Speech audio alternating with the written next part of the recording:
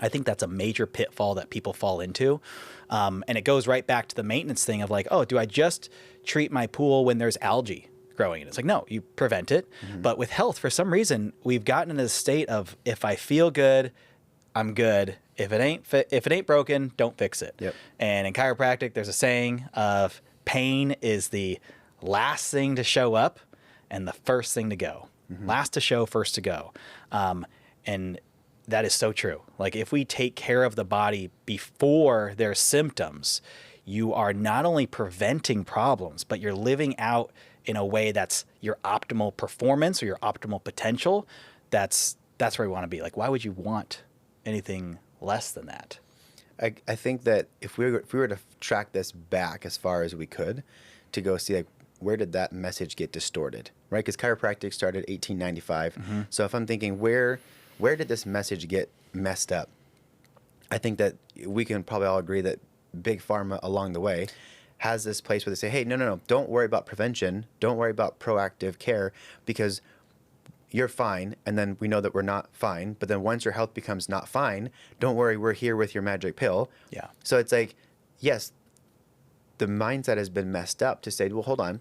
If you just proactively keep taking care of your health, you'll never need the pill. Yeah. Your body should be this temple that you're always taking care of, and you don't need to have this. So I think that's where this distortion came from, where it was like, oh, well, no, don't be proactive. But I think now, I honestly say, I think the times are changing now where more people are coming into totally. my clinic, and they're now saying more than ever, no, I don't want another shot. I don't want another drug. I don't want another surgery. And they're knowing that prevention and maintenance is something that should keep happening. I think it's turning, but I think that, yeah, we still need a long way to go. Yeah, it's totally turning. People are asking more than ever questions that are focused on prevention instead of intervention. Like we've done that. We've lived that through all the different medications.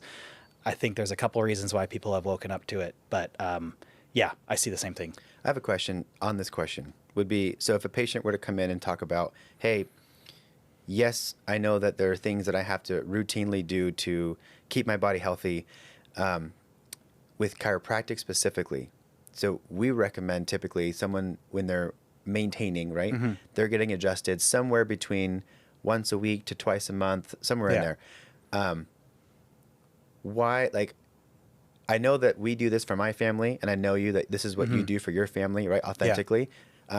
Why do you see that is kind of like the sweet spot, so to speak, for helping people and maintain?